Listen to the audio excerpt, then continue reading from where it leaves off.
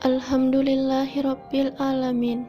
Wassalatu wassalamu ala asyrafil anbiya'i wal mursalin Sayyidina wa maulana Muhammadin wa ala alihi wa sahbihi ajma'in. Amma ba'd.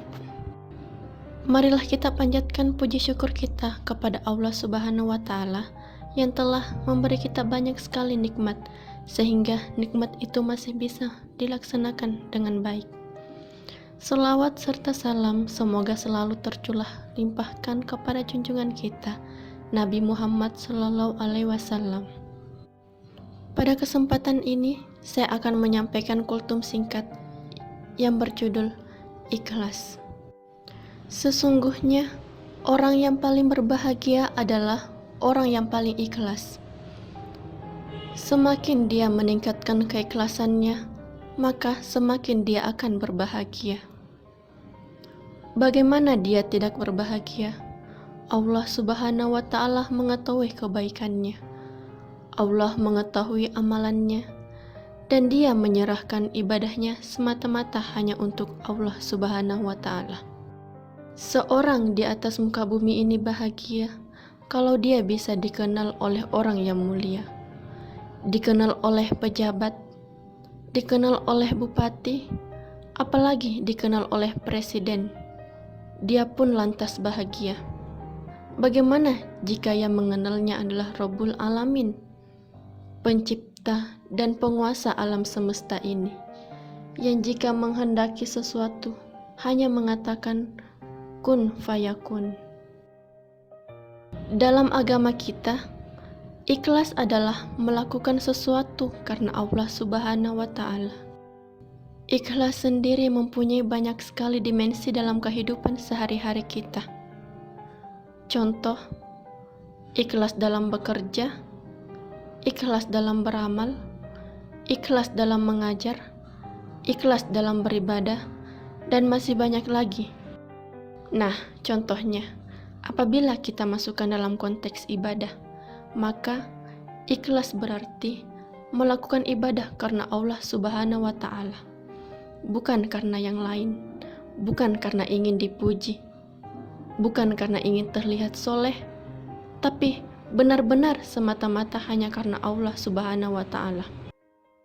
Allah berfirman dalam surah Al-Bayyinah ayat 5 yang berbunyi, "Wa ma umiru illa liya'budullaha mukhlishina lahuddin hunafa'a wa yuqimus shalat wa yu'tus zakat wa dzalika dinul qayyimah." Yang artinya, padahal mereka tidak disuruh kecuali supaya menyembah Allah dengan memurnikan ketaatan kepadanya dalam menjalankan agama yang lurus, dan supaya mereka mendirikan sholat serta menunaikan zakat, dan yang demikian itulah agama yang lurus.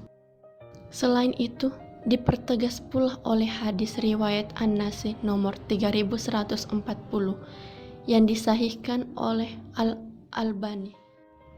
Sesungguhnya Allah tidak akan menerima amalan kecuali yang murni hanya untuknya, dan dicari wajah Allah dengan amalan tersebut. Ayat di atas menerangkan pada kita tentang berlaku ikhlas dalam beragama. Agama apabila tidak dilandasi dengan ikhlas dan kejujuran akan runyam dan seolah tak berbekas. Orang sibuk memikirkan kepentingan diri sendiri tanpa sedikit pun menempatkan agama dalam prioritas hidupnya. Ikhlas juga menjadi penting untuk diperhatikan karena setiap amalan yang kita lakukan tidak sah di mata Allah apabila tidak tanpanya.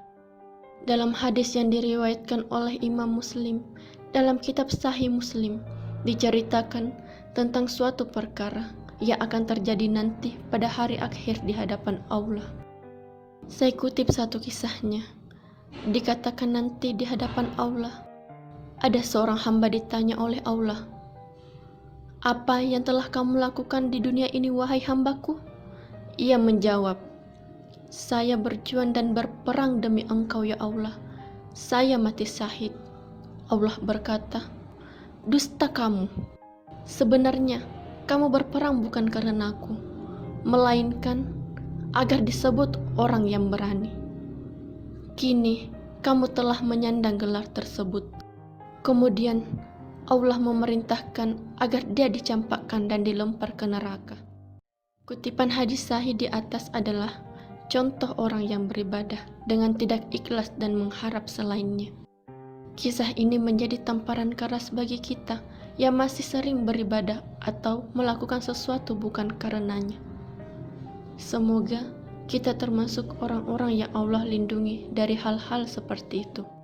Dalam beramal juga, ikhlas menjadi barometer sebesar apa pahala yang kita dapat.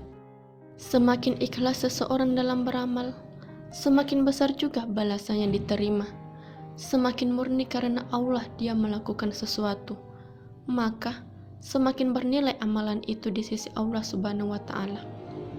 Nah, setelah memahami urgensi berlaku ikhlas, maka hendaknya kita mulai memupuk dan melatih diri kita untuk ikhlas dalam segala hal, sehingga apa yang telah Rasulullah siratkan dalam hadisnya tidak terjadi pada kita semua.